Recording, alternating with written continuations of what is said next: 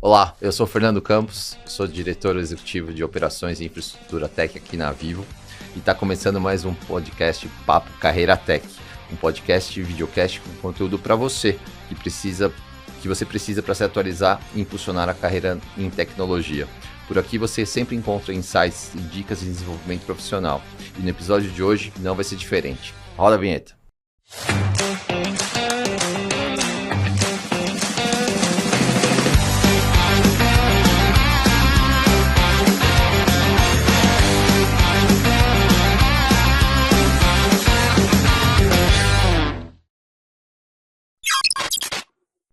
O segundo episódio e o papo de hoje é sobre tecnologia aplicada aos negócios. Pois é, como vocês sabem, tecnologia é uma área, né, que, a não ser que você venda tecnologia é o meio para a gente conseguir um objetivo e alcançar resultados para o negócio. E vai muito além do código como normalmente associado, né, aquele estereótipo do desenvolvedor, né? Aquele perfil que é tradicional que a gente via isso. Já está caindo um pouco de moda, né? Já está ficando em desuso.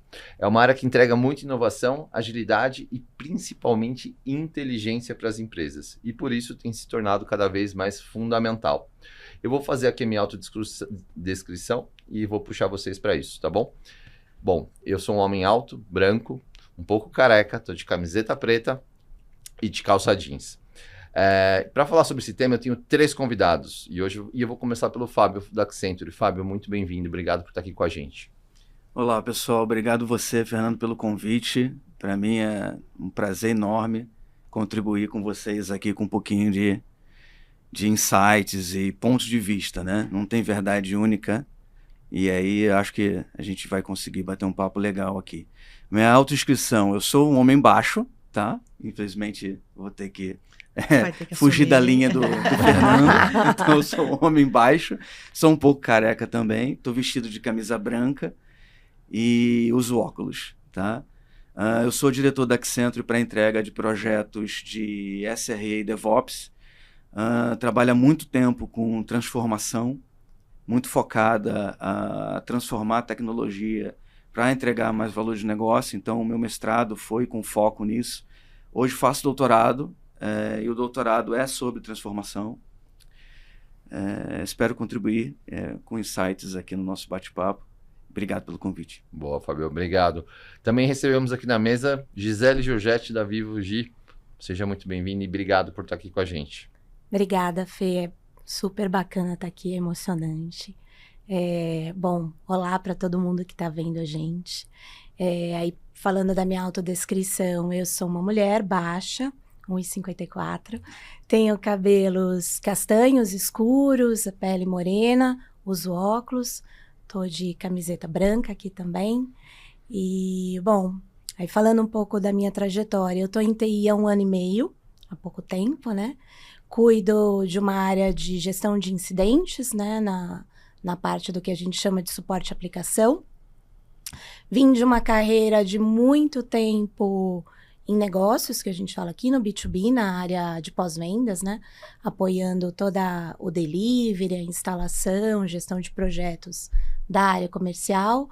Eu tô aqui na Vivo há mais ou menos 15 anos. Eu sou formada em administração financeira, na verdade. Já trabalhei em temas mais de controladoria, controle de custos, controle de orçamento.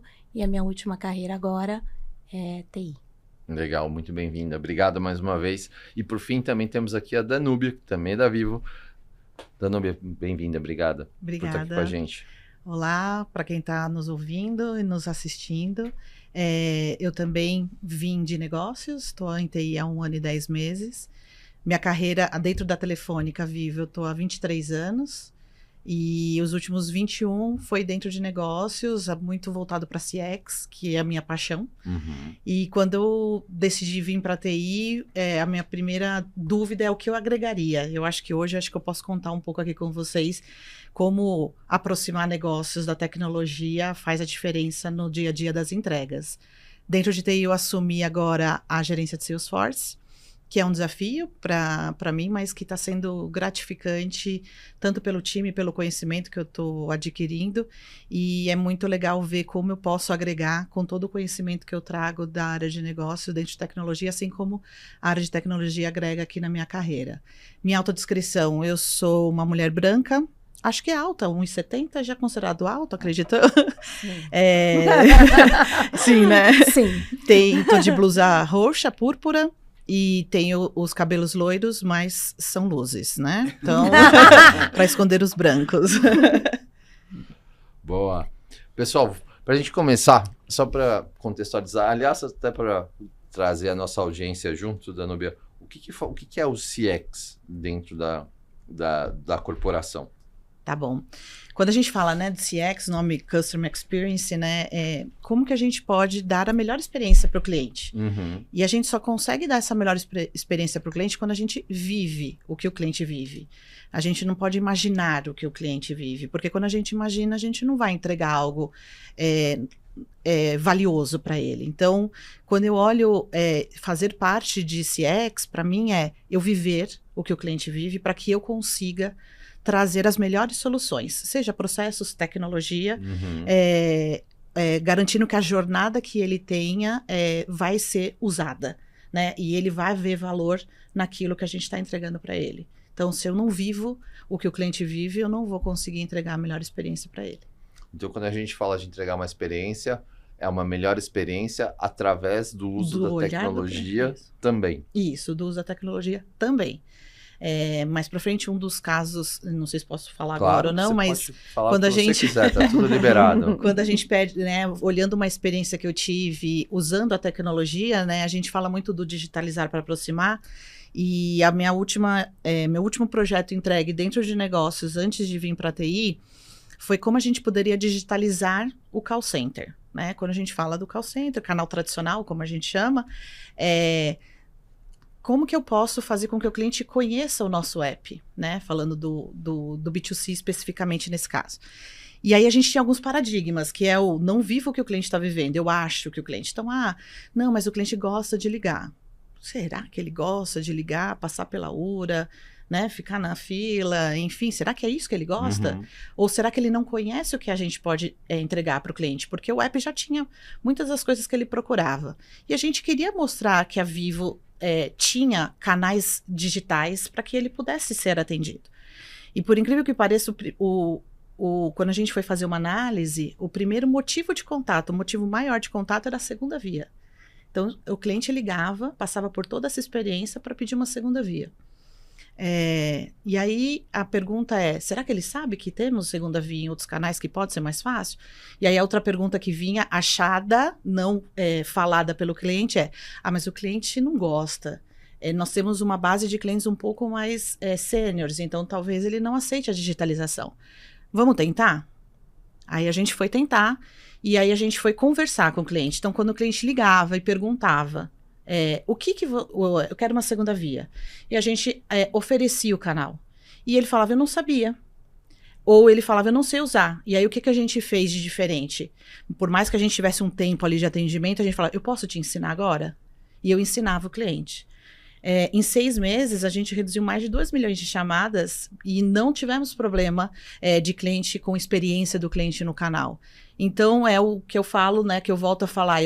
A gente acha que o cliente não vai usar, mas quando a gente vive o que o cliente sente, a gente pode dar a melhor experiência para ele. E era só uma comunicação e era só uma abordagem diferente, né? Se você nunca usou, eu vou te ajudar a usar. E aí é muito legal quando a gente escutava as gravações, o cliente falou, nossa, mas é só isso?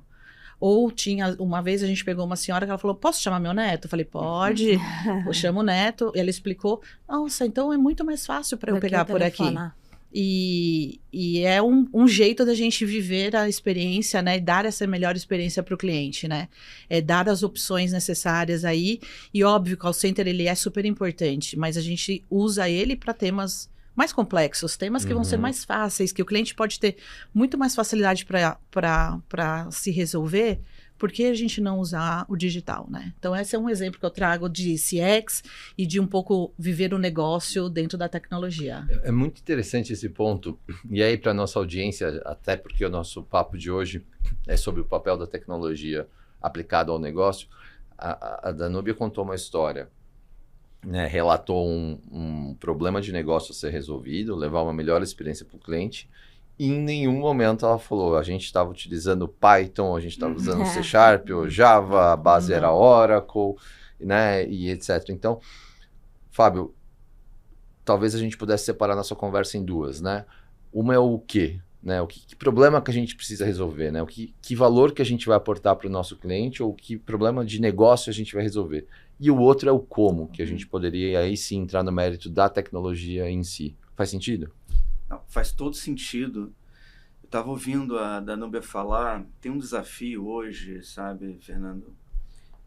Quando as empresas falam cliente, né, o customer success, o sucesso do cliente ali, né, e você olha para uma empresa do tamanho da Telefônica, uma empresa que seja uma empresa startup começando com poucos clientes, você tem o desafio de você humanizar o teu cliente. Porque cliente parece assim, um bolo de gente que tem as mesmas características, as mesmas percepções, as mesmas vontades, só que não são assim.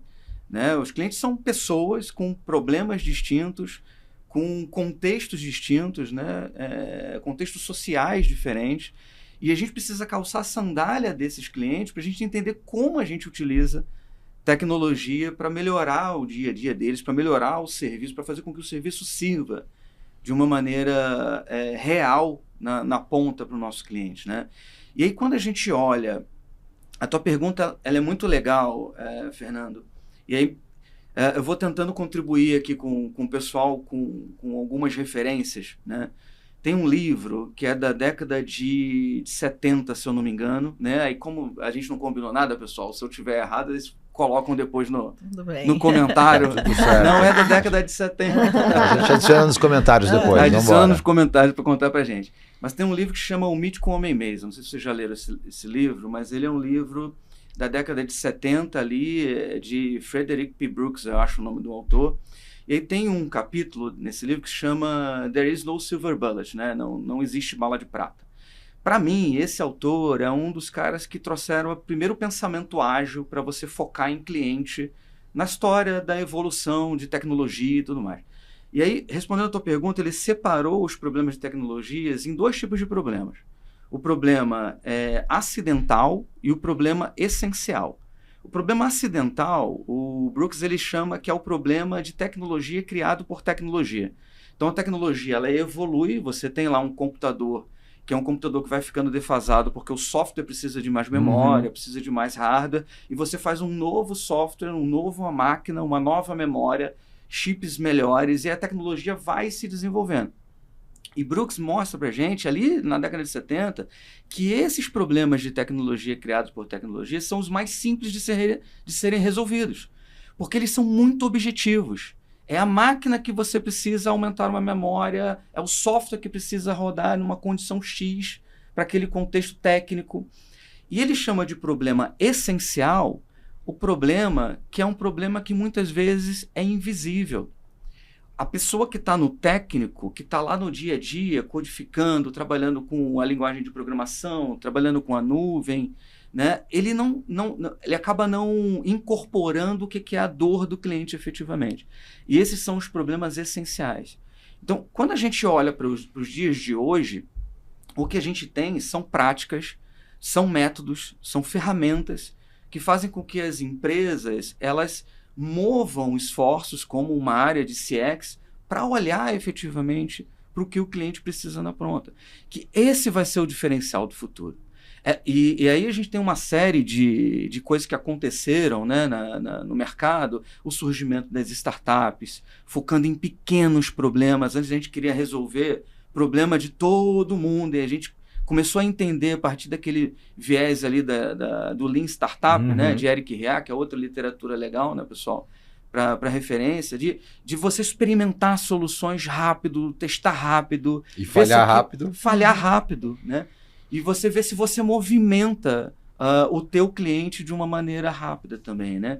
Então, se a gente pensa na tua pergunta, né? Puxa, o que a gente precisa resolver? Essa visão do Brooks é muito legal, porque a gente tem 2 tipos de problema para resolver. Problema técnico para o técnico e o problema essencial, que é o problema do para que a gente serve. A gente é meio do caminho.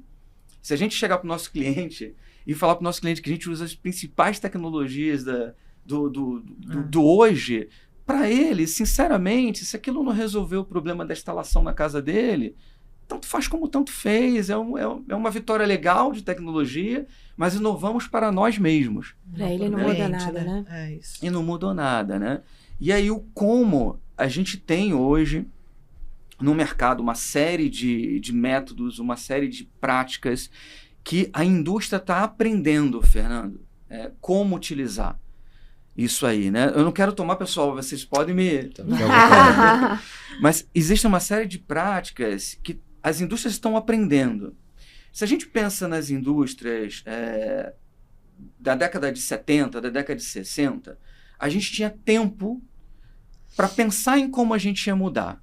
Então, as engrenagens administrativas, elas demoravam 10 anos, 15 anos, para que a gente conseguisse fazer uma transformação numa organização.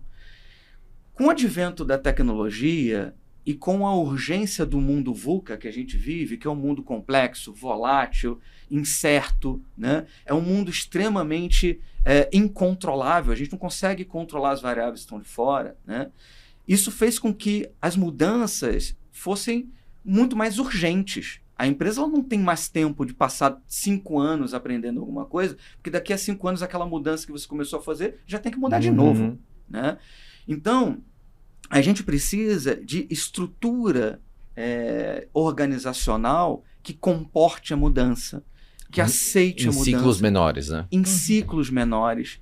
E a gente precisa de pessoas preparadas com um mindset de aceitar erro, de alta colaboração, de experimentação, né? A gente precisa achatar as organizações. As organizações, elas começaram a ser criadas com um viés mecanicista, né?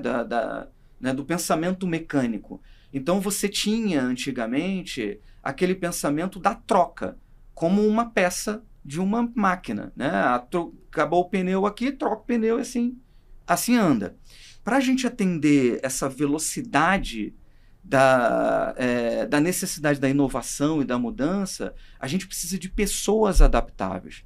E a gente precisa da individualidade dessas pessoas, né? Então, a gente precisa dar espaço para elas testarem, para elas aprenderem com os próprios erros. E isso vai dando a velocidade para a gente que a gente precisa para conseguir responder à necessidade que o mercado está dando para a gente de necessidade de mudança ali, né? É um ótimo ponto. Quando você estava falando, Fábio, eu estava aqui pensando o quanto é importante ter essa consciência, né? E isso me parece chave para o profissional de tecnologia quando a gente fala de carreira. Porque no final do dia, se você vai usar a base de dados A, B, C ou D, o cliente não vai ver lá na ponta, ele vai ver o resultado, né? Então ele vai ver se ela é performática, se funciona bem, se é disponível, etc. Mas efetivamente ele não sabe qual base que é. Ele sabe só que funciona bem e que atende bem a demanda dele. Gi, como que você enxerga isso na tua realidade, no teu contexto de tecnologia? Assim, o que eu tive de experiência, né, quando eu cheguei aqui, eu tinha muitas pessoas, ainda tenho, né, muito capacitadas nas bases de dados, em como o sistema funciona, na tecnologia, né? E às vezes a gente se deparava conversando com o usuário, comentando de terabytes, de como que eu fiz o backup e tal, e a pessoa falava, mas como é que isso vai resolver meu problema, né? E acho que com o tempo a gente foi aprendendo, todos nós, eu aprendi um pouco do que eles sabiam, e eles aprenderam um pouco do que eu sabia, né? E hoje a gente consegue entender e agregar valor e conversar, né, com o negócio na língua do negócio, né? Todo mundo aprendeu, né?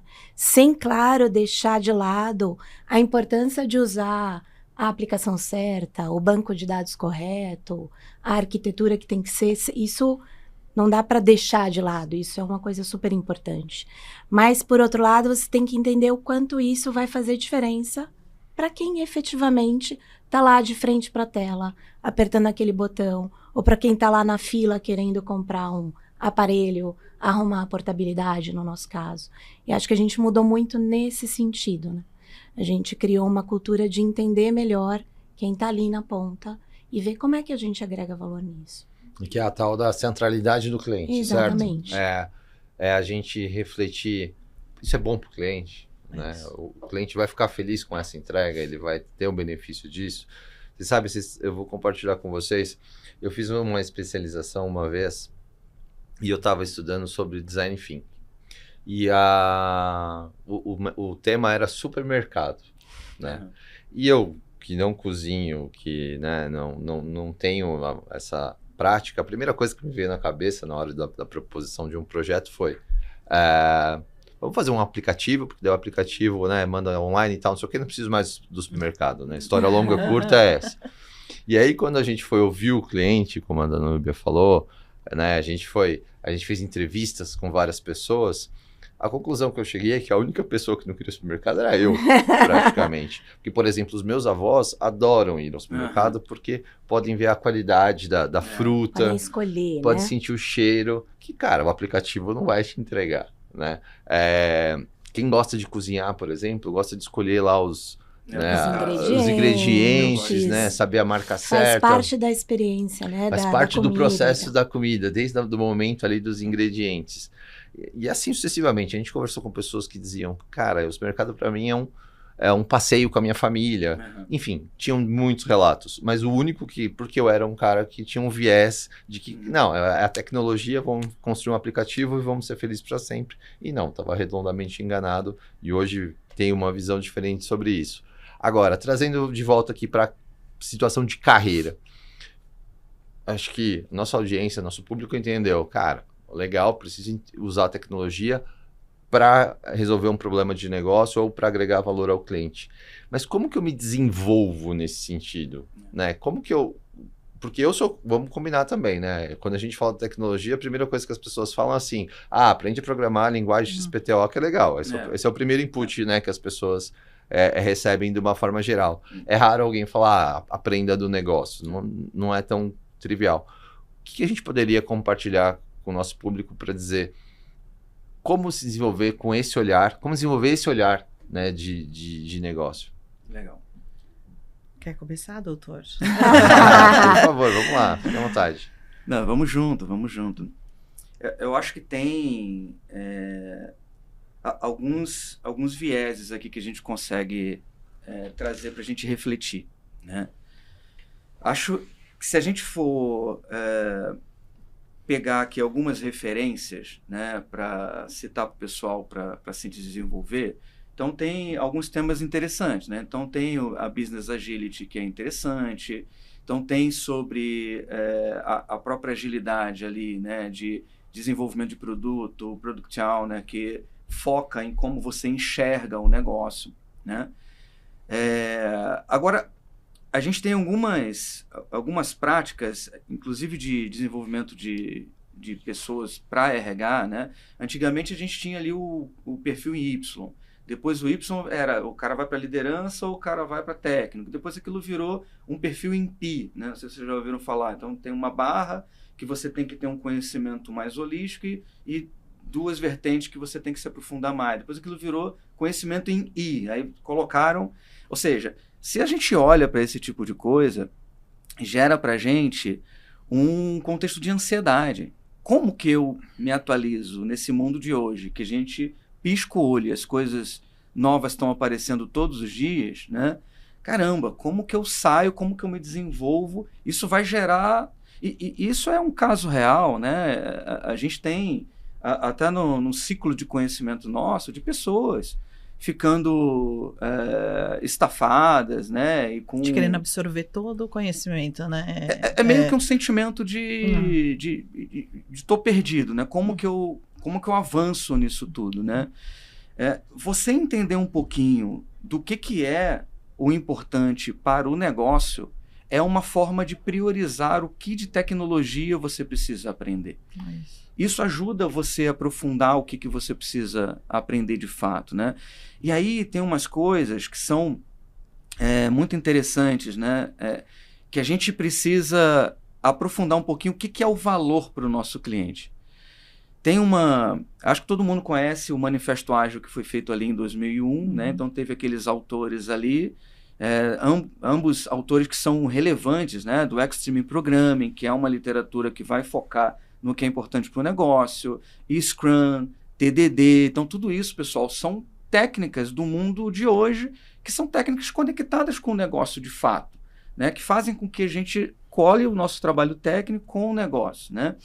Mas aí teve um trabalho de um dos signatários do Manifesto Ágil, que se chama Philip Crutzen, que ele fez um artigo alguns anos depois ali do Manifesto Ágil, que se chama Os Elefantes na Sala Ágil. E aí, o que ele trouxe nesse artigo? Ele falou assim, puxa, tem algumas coisas que são armadilha da agilidade.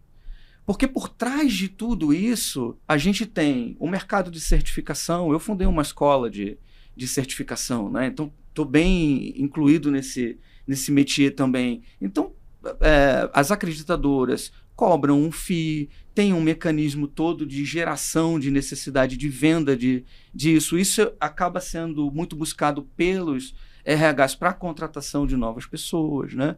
E aí tem um elefante, ele colocou lá, se eu não me engano, 17 elefantes na sala. Haja elefante na sala. Haja elefante, se eu não me engano foram 17. Haja sala para colocar. Ele chama as certificações de elefante zumbi, que é tão crítico isso, né? Do tipo, será que uma pessoa que está certificada detém do conhecimento realmente daquela prática que ele está desenvolvendo? Então, são provocações que foram feitas pelo próprio cara que estava no Manifesto Ágil lá, né?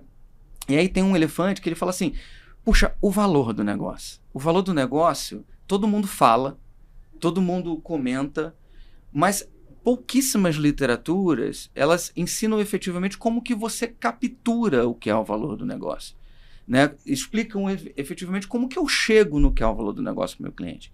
Então, práticas como o Customer Success, existe um livro, The Art of Value, que ele explica algumas etapas para você descobrir o que é o valor de negócio da empresa que você está descobrindo, porque tem o contexto da empresa, a cultura da empresa.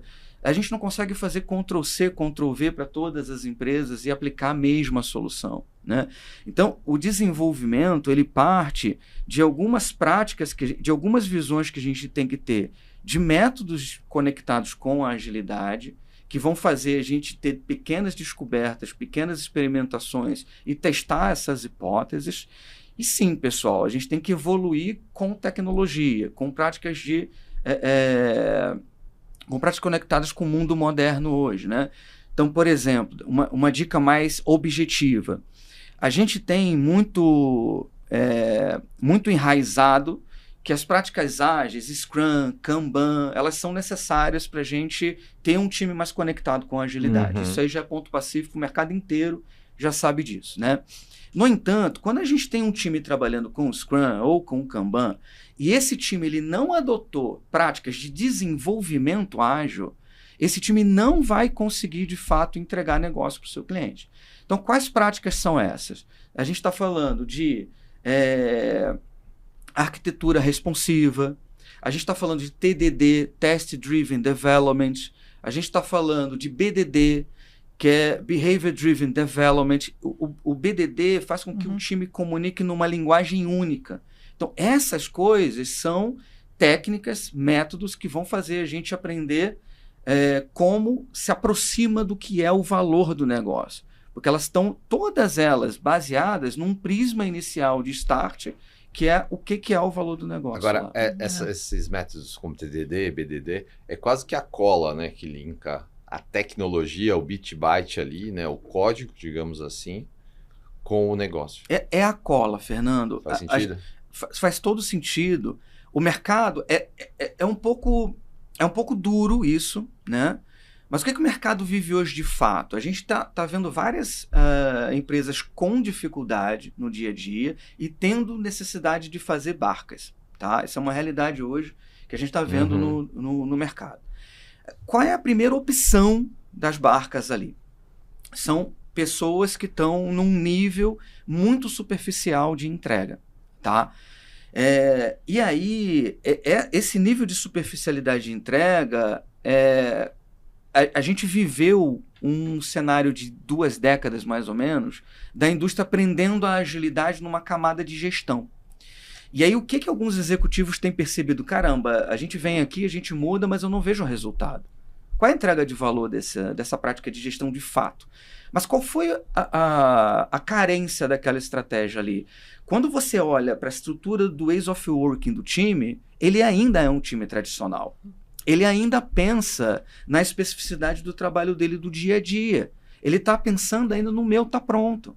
Puxa, eu trabalho com dev, eu codei está aqui. Acabou. A minha parte eu fiz, né? O código está pronto. Agora, problema do teste. É o teste, testei, tá cheio de erro, mas o teste eu fiz. Enquanto isso, o cliente está esperando. Enquanto isso, o cliente está esperando. E a hora agora é práticas de fluxo, value stream, DevOps, essas práticas de agilidade dentro do time, Extreme Programming, TDD, FDD, são práticas da década de 90. Mas tudo isso é um movimento natural do mercado. O consumo disso é um consumo que não é simples para as empresas. Então, né? eu paro de olhar, se eu entendi bem, Fábio, eu paro de olhar a entrega que eu fiz pontual e passo a olhar o pacote que eu entreguei, né, o fim a fim, que agrega valor para o nosso cliente. Quer ver um certo? desafio? Isso é exatamente isso. Quer ver um desafio? A gente tinha... e aí me corrija se eu estiver errado aqui, tá, pessoal? Batendo um papo mesmo. Mas antigamente a gente tinha alguns perfis dentro da empresa que quando o cara, pelo conhecimento tácito dele, de alguma tecnologia ou de alguma frente técnica, quando ele entrava na empresa, ele entrava tipo com trilha sonora. Entendeu? Tapete vermelho. Era um popstar, estrela, né? Virtual. Estrela. Tapete vermelho virtual, né? Debaixo do pé dele, o caminhar dele já era aquele caminhar todo, né? Pã. Eu sou carioca, tá, pessoal? Não sei se vocês já perceberam. Não, né? a gente não percebeu. Não Tá só percebeu. de nota, ninguém notou. Ninguém notou. E aí, o que esses métodos eles partem do princípio hoje? Puxa, eu entendo que uma arquitetura ela pode ser melhorada e não tem um ponto final de uma melhora para a arquitetura. Isso é ad infinito, tá?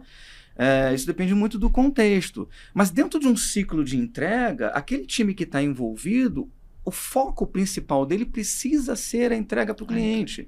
Então, se eu tiver um profissional com conhecimento, sei lá, de super específico em alguma coisa, mas para o cliente, mais vale se ele parar para ajudar em alguma coisa que está precisando para aquela entrega final, mesmo que não seja tão desafiador, tão sei lá, desafiador pra esse ou tão hype, especializado quanto ele, né? o hype, do tipo, desce do pedestal e vamos junto aqui fazer essa entrega para o cliente.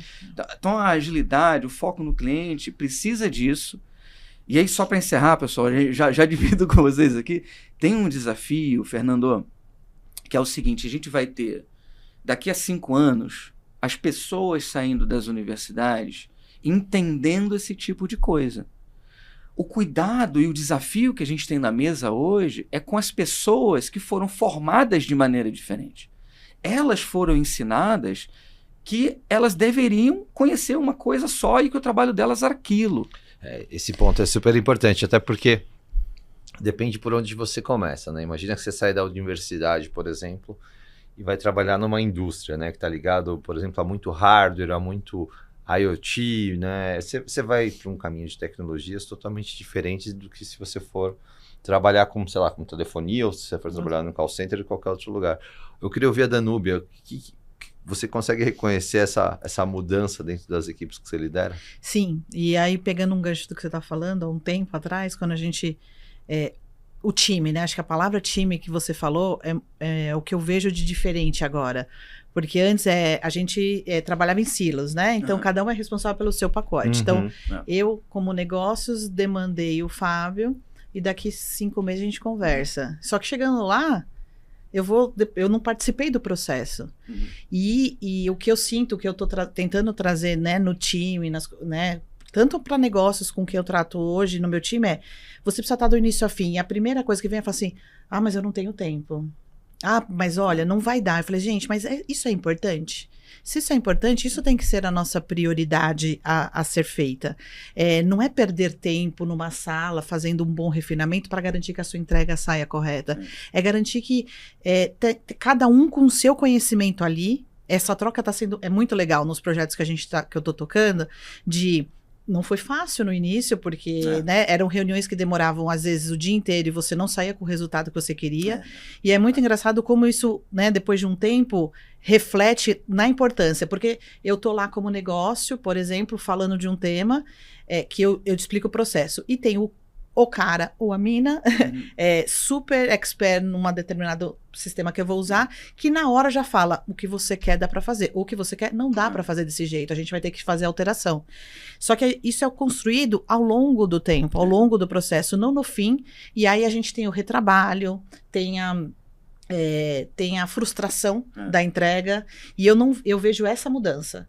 Essa é a mudança que eu vejo, né? Eu quero trazer cada vez mais agora todo mundo que precisa fazer, e eu acho que o que eu falo muito pro time é propósito. Eu acho que você, Fábio, comentou um pouco, o dev lá na ponta, talvez está fazendo uma entrega não necessariamente sabendo o motivo. O meu maior desafio que eu sempre peço para as pessoas eu quero que todo mundo na cadeia saiba o propósito daquela entrega, saiba qual é a importância daquilo. Então você trabalha desde o início para que hora que chegar ali para você, né, a sua parte no processo, você faça da melhor maneira sabendo qual é a dor principal. Então eu hoje vejo essa mudança acontecendo. E aí a gente tem um desafio, que é as pessoas que querem mudar, porque tem enraizado um processo ou uma metodologia, e eu vejo, tem um desenvolvimento, e eu também, de 23 anos, apesar de ser jovem, comecei cedo, mas você vem de uma carreira diferente, né, de um processo diferente. Então, aceitar a mudança, sair dessa zona de conforto não é fácil. Não. Então, eu acho que eu vejo essa movimentação, e assim, sendo bem transparente, quem quer continua aqui, vamos fazer, ou aqui ou em qualquer empresa, e quem não quer sai para seguir o que acredita, né? Ninguém precisa mudar, mas se você acredita, você tem que fazer essa transformação acontecer. Mas, em contrapartida, vai vir um mercado aí. Você comentou um pouco e esses profissionais que estão chegando, né? Eles já vêm com essa mentalidade?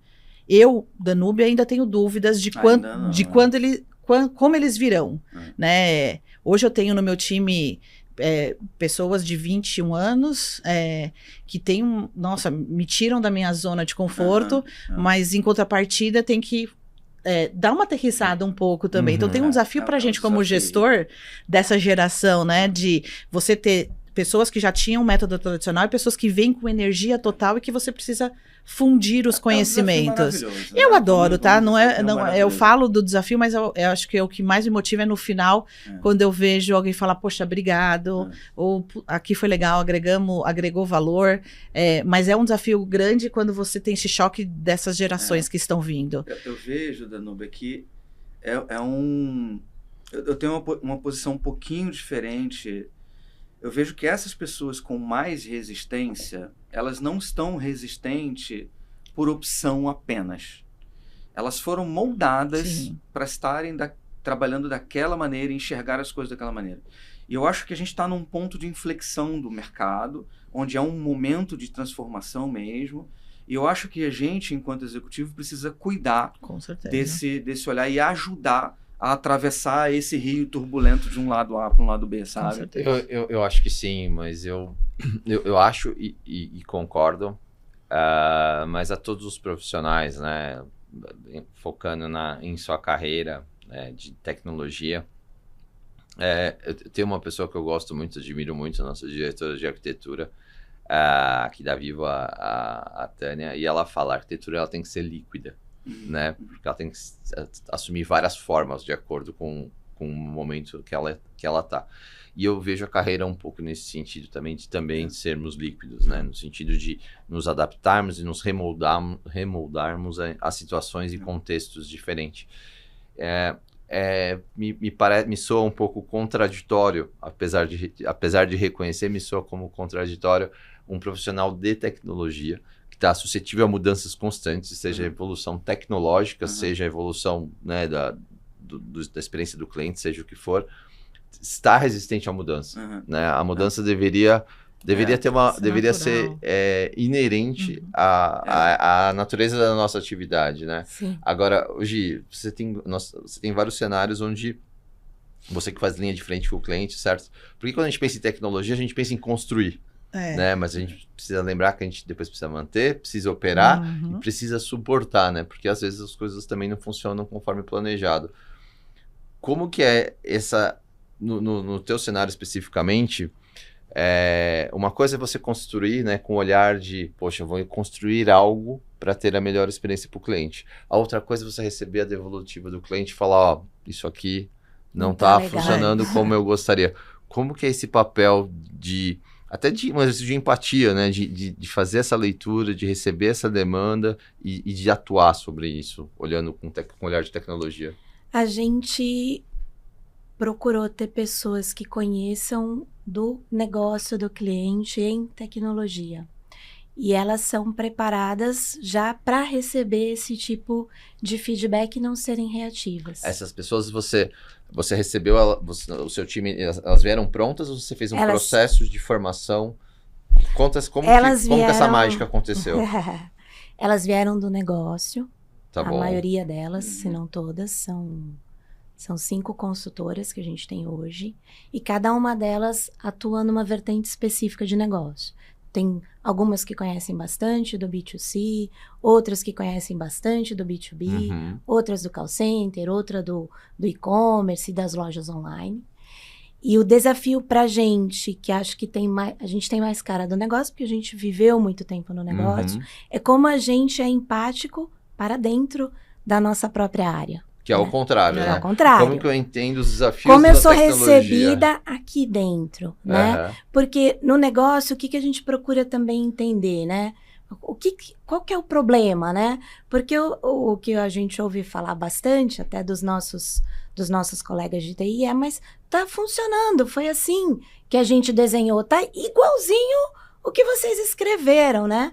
Só que quando você vai ver a jornada do vendedor, por exemplo, lá na ponta, não é a melhor jornada. A pessoa vai fazer uma alteração de endereço e precisa voltar 3 telas para trás para pegar um contrato antigo e colocar na tela nova. Aí você fala, putz, o vendedor tá ali de frente para o cliente querendo ir embora, só mudar o endereço, ele tem que voltar 6 minutos no tempo para trás, pegar um contrato, putz, horrível. Vamos né? focar no cliente, vamos resolver isso através da tecnologia. E aí a gente volta aqui para dentro e tenta repassar isso com os nossos meninos, e a gente repassa lá por todo o fluxo do sistema para ver como é que a gente consegue contribuir, né? E tem outra coisa que a gente começou a fazer como diretoria, você está com a gente nisso, que é levar o time de TI, que efetivamente trabalha com os bancos de dados, com os códigos, com tudo que eles precisam arrumar, lá para a ponta. Vai lá na loja, senta do lado do vendedor e vê como é a navegação naquela tela, daquele sistema que você dá sustentação todo dia. Será que não tem nada que a gente pode fazer de diferente? Antes de esperar a dor do cliente. E eles já fizeram coisas incríveis de mudança. Coisas que, por exemplo, uma análise de crédito demorava muito. Eles voltaram para casa e falaram, por que uma análise de crédito tem que demorar? E eles começaram a pensar em como fazer diferente. Então, no fim, o que a gente fez é tentar, através da empatia, você ver como é o dia a dia do outro, como é que você pode contribuir. E, por outro lado, a gente leva a mesma dor aqui para o negócio. Entendi, é um problemão, mas a gente tem essa lista aqui de problemões. O que eu faço primeiro? Como é que eu te ajudo mais? Vamos combinar junto aqui, porque temos capacidades limitadas, nem tudo a gente vai conseguir arrumar. Mas como é que a gente faz isso junto? As escolhas, né? No fim, é um pouco de tudo isso, a gente começou a trabalhar como um time só, né? E a gente e o time de negócio juntos, discutindo como é que a gente ia fazer o que era melhor para quem está lá na ponta. Isso é muito legal, porque muda tudo.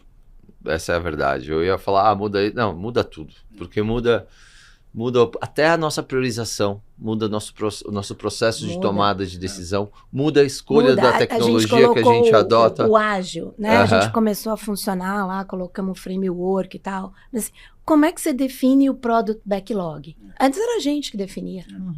Não, peraí. Tem aquele incidentinho que é pequenininho, mas que para o cliente faz toda a diferença. Esse cara tem que estar nessa sprint e não numa sprint daqui a 3 meses. Então tem tudo isso misturado. Falando de construção de carreira, né, especialmente para o pessoal que vem da carreira tech ou está na carreira tech, vocês acham que faz sentido? Estou procurando aqui a solução, né? E aí, né, como que a gente resolve isso, né? Como que a gente aumenta ainda mais essa sinergia tecnologia-negócio? Vocês acham que faz sentido, por exemplo, um profissional que fez, sei lá, ciências da computação na faculdade, depois ele fazer uma especialização com algo focado no negócio fora do BitByte? Vocês acham que isso... Nossa, você me descreveu. Sem saber. Será que faz sentido, então, né? Eu fiz ciência da computação, mas a minha carreira acabou me levando primeiro para negócios, mas sempre foi minha paixão, tecnologia de alguma maneira. E aí, eu fiz MBA em marketing, porque eu não achava que eu era inovadora. Né? Não tinha eu sou mais uma cabeça metódica, processual, lógica. E meu maior desafio no meu MBA foi, claro, de criação. Porque o meu professor tinha pedido, Danúbia, queria um comercial. E aí era de Gillette, né? Então, a moça vai pra praia e tem que raspar a perna antes. Tá, mas isso é óbvio. Põe ela, sei lá, voando e sai. Eu falei, gente, mas qual é o link disso, né? E aí eu tentei também aterrissar um pouco, de falar assim, como foi importante eu ter feito isso para eu começar a pensar fora da caixa. Então, eu seguiria provavelmente, né, meu MBA relacionado ao início de carreira, né, de formação, só que eu tentei fazer algo que me desafiasse, né, e foi super importante. Hoje, quando eu, né, olho para trás e vou fazer esse desafio para o meu time, eles falam, não adianta, eu não consigo pensar assim. Eu falei assim, não, vamos criar junto aqui, né, vamos pensar junto. Nossa, por que para você foi tão fácil? Que você não sabe como foi no início. Não é bem assim, né? Mas eu acho isso super importante, esses desafios, sabe, que a gente coloca na gente como carreira, né. Eu sei que a gente é bom a gente saber naquilo que a gente quer ser, né? Ser especialista nisso, mas isso não significa que eu não vou fazer uma pós em, sei lá, ciências humanas para conhecer o indivíduo e poder saber como eu vou argumentar com o meu time e com os meus clientes, sabe? Isso vai me ajudar na minha carreira.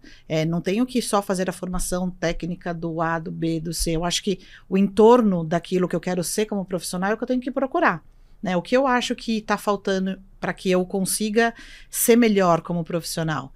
Tem, claro, o meu nicho naquilo que eu tenho que ter a competência para fazer, no que eu estou cuidando, eu tenho que saber com maestria do que eu estou fazendo, mas não é isso que vai me construir a minha carreira, né? A minha carreira vai ser muito como eu lido com as pessoas, como eu negocio, como eu tenho uma visão mais fora da caixa, mais inovadora, como eu trago o time, como eu conheço as pessoas, né? Hoje, qualquer coisa, seja onde você estiver trabalhando, são pessoas. Então, acho que não tem produto mais importante do que o ser humano e essa caixinha tão difícil da gente conhecer. Então, olhando isso, eu sempre procuro me desafiar no sentido de conhecimento. Então, aquilo que é meu calcanhar de Aquiles, eu vou ali atrás, porque eu acho que vai me fazer uma profissional melhor. Eu acho assim, acho que o que você comentou, né, da capacitação, acho que é um passo importante, né? E tem toda uma formação acadêmica, tem uma série de cursos que você pode fazer. E acho que você também tem que aproveitar os momentos que teu próprio dia a dia te dá, né? Então, quando eu cheguei aqui, e ainda hoje eu faço isso, que eu tenho muito pela frente, quando eu me deparo com um problema ou com um sistema que eu não conheço, eu procuro conhecer. Procuro perguntar, procuro entender cada vez mais com quem tá ali no dia a dia e conhece, né? E aí, no meu caso, é tentando buscar mais conhecimento em tecnologia, né? E acho que a gente de tecnologia tem que fazer a mesma coisa com o negócio, né? Tá apto a ouvir e, putz, sai um pouco da tua casa e vai lá ter uma reunião com o teu time de negócio e entender como que é o dia a dia dele, né? O que move ele, né? Quais são as alavancas que são importantes para ele? Acho que isso também te ajuda a aprender no dia a dia, além de todo o embasamento técnico e teórico que um curso vai te dar, né? Acho que sim. Acho que é uma mistura das duas coisas. Nada como viver a vivência, né? Viver a vivência realidade. te dá muita. Tem uma expressão que eu gosto muito, eu escutei esses dias, estava ouvindo em algum lugar, que fala de sermos profissionais ambidestros, né? Que é a gente ter a capacidade técnica, mas também utilizar na outra mão a nossa capacidade de empatia, de comunicação, de entender o problema do cliente. Fábio, como que você vê isso? Não, que bom que tem tempinho ali de tentar contribuir aqui com isso. Eu vejo assim, a gente está num momento, Fernando, que é um momento onde a gente não sabe muito bem o que vai acontecer para esses próximos anos agora que virão, né? Tem um relatório do Fórum Econômico Mundial que chama Futures of Jobs. Esse relatório é lançado normalmente de 2 em 2 anos. Ele fala das profissões do futuro, certo? Fala das profissões do futuro, mas num recorte de 5 anos. Tá? Então ele não é um recorte do futuro lá, é um futuro, tipo, futuro agora. Né? E o último relatório, eles demoraram 3 anos para lançar, então foi um relatório mais complexo. E eles lançaram agora, em outubro desse ano, se eu não me engano, tá? E lá tem as profissões que elas vão acabar perdendo tração no mercado e as profissões que vão ganhar uma tração. Então, no número 1 está o profissional de inteligência artificial. Está o profissional de... Essa estava fácil agora, né? Agora que engenheiro de obra pronta, né? Agora a gente já sabe. Que é um grande desafio, né? Que é um grande desafio que está extremamente correlacionado com tudo isso que a gente está falando aqui. Porque uma coisa é você aprender a usar a API do OpenAI, né? Uma outra coisa é você ter uma visão ética sobre inteligência artificial e você construir valor a partir de inteligência artificial.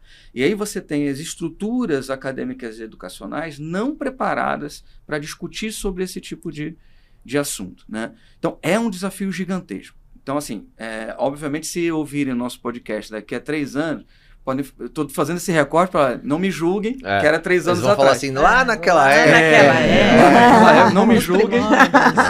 Mas nesse momento, o que eu acho que a gente pode contribuir na questão do ambidestro, na questão do desenvolvimento? A gente tem no mundo em torno de 50% dos desenvolvedores do mundo com formação de graduação. Então, a gente tem metade dos nossos desenvolvedores apenas com conhecimento especificista, técnico, que é do tipo, eu tenho uma demanda, se eu conheço Python, eu tenho uma demanda, eu vou ser contratado por, legal? Agora existe uma demanda de, caramba, se você só desenvolve em Python, eu vou tacar aqui um português estruturado no chat GPT, ele vai me dar o código. Né? E a demanda vai começar a baixar, você precisa abrir o leque de conhecimento. Então, uma sugestão, né, até pela minha vida acadêmica, voltar às universidades. Graduem-se, pós-graduem-se. São perfeitas? Não são perfeitas, pessoal.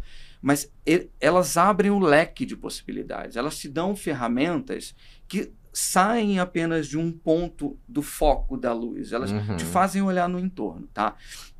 Essa é uma sugestão. A outra recomendação é assim, a gente sabe que a gente vive num cenário onde a demanda é alta, a necessidade é altíssima, mas as possibilidades, de fato, elas não são tão altas. Né? A gente pega as práticas de operação moderna, de DevOps, de SRE, são práticas elitistas e são práticas de um gênero. Né? Você tem, no mundo do DevOps, 30 homens para uma mulher. Esse é um número. 30, 35, não me recordo agora, né? Mais uma oportunidade pessoal interagir no chat.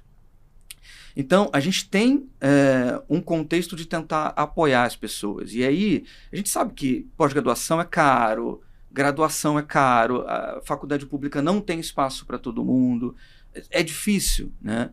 Então, assim, para quem está nos ouvindo agora e assim, não tem condições nesse momento de avançar para desenvolvimento profissional, cursos e tal, existem algumas literaturas muito legais que fazem com que a gente tenha uma visão da ambidestria, do que tem no nosso entorno.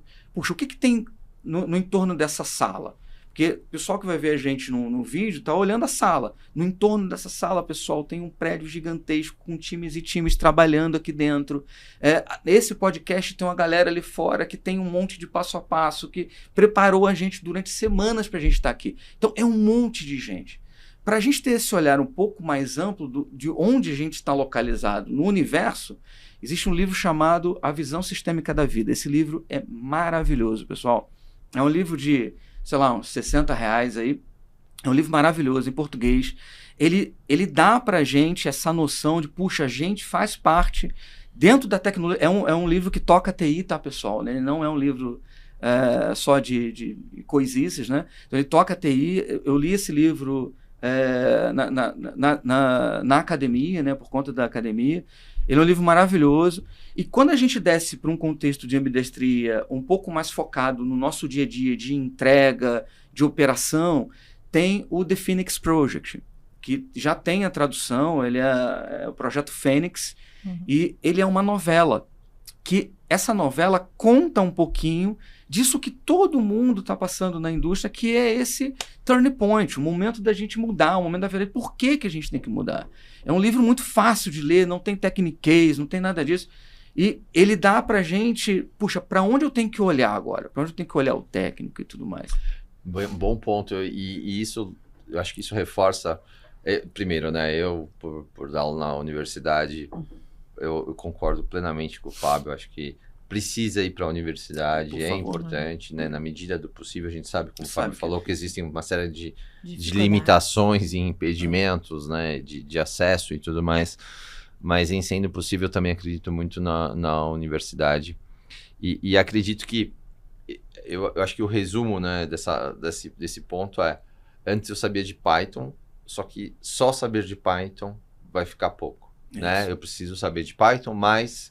E ter uma visão mais ampla, né? Eu preciso saber né? E Python é só um exemplo, pode ser qualquer tecnologia, mas essa especificidade, né? Esse zoom vai acabar chegando a um ponto de limitação, especialmente por conta da inteligência artificial que vai vir aí para a parte técnica que vem com tudo, ser rápido, certo? Né? Vai ser, já estamos no gerúndio, né? Já está sendo, já né? Já está sendo, né? Então, é super importante abrir esse leque, né, de possibilidades para você se tornar um profissional cada vez mais competitivo no mercado, né? Quando competitivo, eu não digo só em relação a outros profissionais, mas também em relação a outras tecnologias e a própria inteligência artificial que vem por aí, né, com tudo, certo? Se tivesse mais uma contribuiçãozinha, tem mais uma coisa super importante, pessoal, e aí esse não precisa ser dica, mas dica mais para os executivos. Existe um livro chamado Neuroscience for Leadership. Esse acho que não tem traduzido, é da professora Tara Swartz. E o que ela mostra ali, né? A gente também precisa cuidar da nossa saúde, da nossa alimentação, ter vida. Isso tudo vai fazer com que essas tuas sugestões aqui, as nossas sugestões, elas tenham um efeito melhor. Então, não se percam na quantidade gigantesca de coisas que a gente tem para estudar, para ler. Cuidem de si mesmos também, isso é super relevante, principalmente no mundo de hoje que a gente está vivendo, que a gente acaba se atropelando, né, muitas vezes por conta dessas urgências criadas muitas vezes por nós mesmos, né? Não que a gente se desenvolver não seja urgente, claro que é urgente. Bom ponto. Gente, é muita coisa para pensar. Quem dera se a gente tivesse tempo para conversar sobre sistemas, né? Mas em todos os temas a gente passaria o dia aqui, porque a conversa é muito boa. Mas a gente chegou ao fim do nosso episódio. Quero agradecer demais, Gisele, Fábio, Danúbia. Muito, muito obrigado. Toparem estar aqui com a gente, compartilhar com a nossa audiência a experiência de vocês.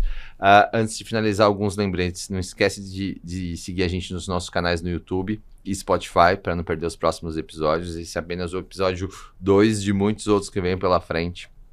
Para conferir mais conteúdo sobre tecnologia e carreira, não deixe de se inscrever na nossa página, que é o vempravivo.vivo.com.br/oportunidades de carreira.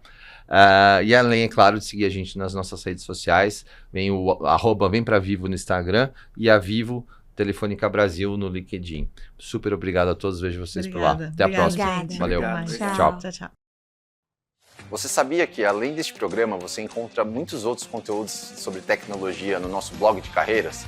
Temos diversos conteúdos para quem quer ser um agente de transformação por meio da tecnologia. O link você encontra na descrição. Te esperamos lá.